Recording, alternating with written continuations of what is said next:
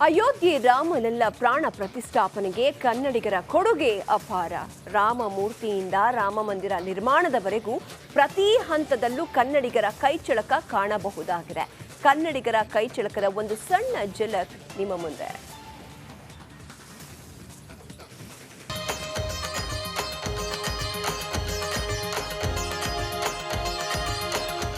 ರಾಮ ಮಂದಿರ ನಿರ್ಮಾಣ ಕಾರ್ಯದಲ್ಲಿ ಕರ್ನಾಟಕದ ಪಾಲು ಹೆಚ್ಚಾಗಿ ಕಾಣಸಿಗುತ್ತೆ. ಮೈಸೂರಿನ ಕೃಷ್ಣಶಿಲೆಯಲ್ಲಿ ಮೂಡಿಬಂದಿರೋ ರಾಮಮೂರ್ತಿ ಕೆತ್ತನೆ ಮಾಡಿರೋದು ನಮ್ಮ ಮೈಸೂರಿನ ಶಿಲ್ಪಿ ಅರುಣ್ ಯೋಗಿರಾಜ್ ಆದ್ರೆ, ಮಂದಿರದ ಕಲ್ಲಿನ ಕಂಬಗಳ ಮೇಲಿನ ಕಲಾಕೃತಿ ಸೃಷ್ಟಿಸಿರೋದು ಗದಗದ ಶಿಲ್ಪಿ ಮುತ್ತಣ್ಣ ಅಳವಂಡಿ. ಇನ್ನು ಮಂದಿರ ಆಹ್ವಾನ ಪತ್ರಿಕೆಯ ಡಿಸೈನ್ ಮಾಡಿರೋದು ಕಲಬುರಗಿಯ ಕಲಾವಿದ ರಮೇಶ್ ತಿಪ್ಪನೂರು.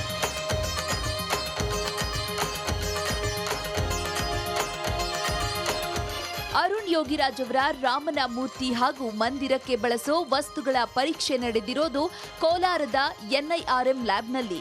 ಈ ಶಿಲೆಯನ್ನ ಅಂತಿಮ ಮಾಡಿರೋದು ಕೆಜಿಎಫ್ನ ಹಿರಿಯ ವಿಜ್ಞಾನಿ Rajan Babu. Ayodhya railway station lighting ವ್ಯವಸ್ಥೆ ಮಾಡಿರೋರು ಮಂಗಳೂರು ಮೂಲದ ಕಂಪನಿ.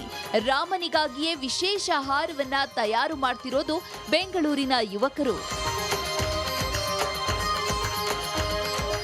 ಈ ಹಿಂದೆ ತ್ರೇತಾಯುಗದಲ್ಲಿ ಕರ್ನಾಟಕದಲ್ಲಿ ಮೂಡಿದ ರಾಮನ ಗುರುತುಗಳು ಈಗಲೂ ರಾಮನನ್ನ ನೆನಪಿಸುತ್ತೆ.